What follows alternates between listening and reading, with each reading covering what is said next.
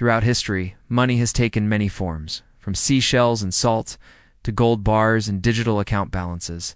But perhaps nothing feels quite as tangibly or as dramatic as a crisp, high-denomination banknote.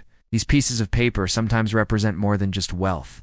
They encapsulate entire moments of economic history, slices of panic, ambition, or even a dash of absurdity. Today, we take a closer look at the world's largest value banknotes, how they came to be, what they actually represented, and why most of us will never see one in everyday life.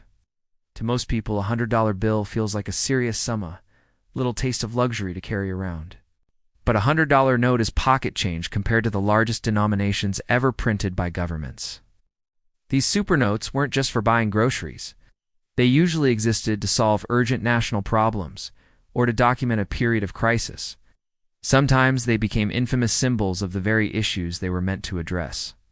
Let's start with perhaps the most legendary, the Zimbabwean $100 trillion note. At the height of Zimbabwe's hyperinflation disaster in the late 2000s, prices were doubling every day. The government simply could not print money fast enough. The solution? Ever larger denominations, culminating in the 100 trillion Zimbabwean dollar bill. It's 100 trillion written out in full. For a brief window in early 2009, you could walk into a bank and withdraw this almost comically huge banknote. But the sad truth was that by the time you walked out, it may have already lost half its value. At its peak, even a loaf of bread could cost more than 100 billion Zimbabwean dollars.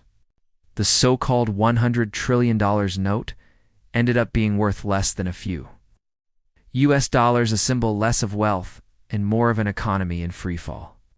Zimbabwe's record-shattering bills are only the most recent in a long lineage of oversized banknotes. To find their predecessors, we have to look back nearly a century. 2. Perhaps the classic home of astronomical currency devaluation. Post-World War I, Germany. In the early 1920s, the Weimar Republic experienced such severe inflation that the German mark became nearly worthless within months. The government responded in much the same way as Zimbabwe by printing banknotes with ever more digits. At one point, a 100 trillion mark note entered circulation. This note, while impressive in print, could not even buy a cup of coffee. Citizens would hurry to use their wages as soon as they got them, desperate to buy something of real value before prices rose again.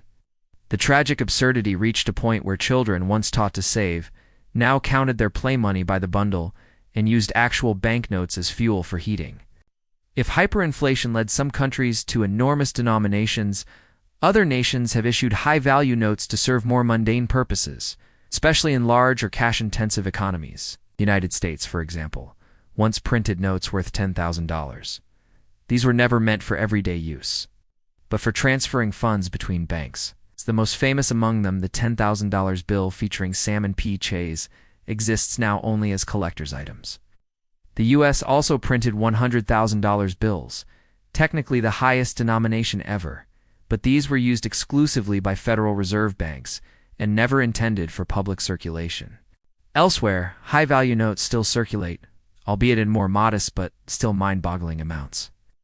Today, the highest value banknote officially in circulation is the 10,000 Singaporean dollar bill. It's legal tender and would be worth about 7,400 United States dollars at current exchange rates.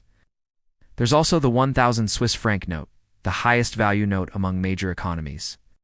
Now, why do some countries keep such high-value notes in circulation, while others, like the U.S., have gradually phased them out? Part of the reason is the ongoing battle against money laundering and financial crime. Large denominations make it easier to move illicit funds.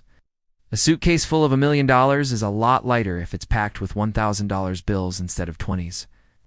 Over time, many central banks have come to see lower denominations as more manageable, both for ordinary citizens and for law enforcement.